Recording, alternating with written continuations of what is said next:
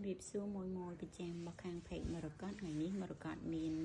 សឹងខ្មែរសាច់លេខ1ជាប្រភេទគោមអប្សរានេះតក90បងចាប្របាក់ត្បាញមែនតែនពណ៌នេះយើងហៅថាពណ៌សូកូឡាបងសម្រាប់តម្លៃមួយសម្ពុតនេះតម្លៃ$30ជូនជាងចូលមកដល់ពណ៌បន្តទៀតគឺពណ៌បៃតងគោមយូរ៉ាបងបៃតងគោមយូរ៉ាប្រភេទ VIP ដូចគ្នាមួយសម្ពុតតម្លៃ$27ជូនណាសម្រាប់ពណ៌នេះអញ្ចឹងចូលមកដល់ពណ៌បន្តទៀតគឺខាងក្រោមនេះគឺពណ៌ទឹកប៊ិចក្រម៉ៅបងគោម VIP ដូចគ្នាតកច្រើនណាសុទ្ធតែ80ទាំងអស់បងអញ្ចឹងសម្រាប់សឹងនេះគឺមួយសម្ពុតតម្លៃ$28ណាបងចាអញ្ចឹងបងអាចអញ្ជើញបានចូលមកដល់នេះគឺពណ៌ស្តៀងទឹកប៊ិចដែរប៉ុន្តែរៀងបែករៀងស្បកដបតិចអីតិចបងសម្រាប់ពណ៌នេះខ្ញុំមាន2សម្ពុតដូចគ្នាអញ្ចឹងក្នុងមួយសម្ពុតតម្លៃ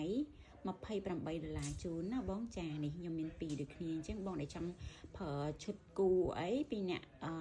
មិត្តភ័ក្តិអីបងអាចអញ្ជើញបានចូលមកដល់ពណ៌បន្ទាប់មកទៀតខាងក្រោមនេះយើងហៅថា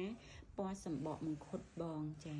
ស្អាតមែនតែនប៉ុន្តែបើសិនជាបងហៅពណ៌ផ្សេងបងអាចហៅបានព្រោះតាមការហៅពណ៌គឺអត់ដូចគ្នាទេគ្នាជូនបងអីវ៉ាន់ដូចក្នុងរូបចឹងណាពណ៌នេះគឺច្បាស់តែម្ដង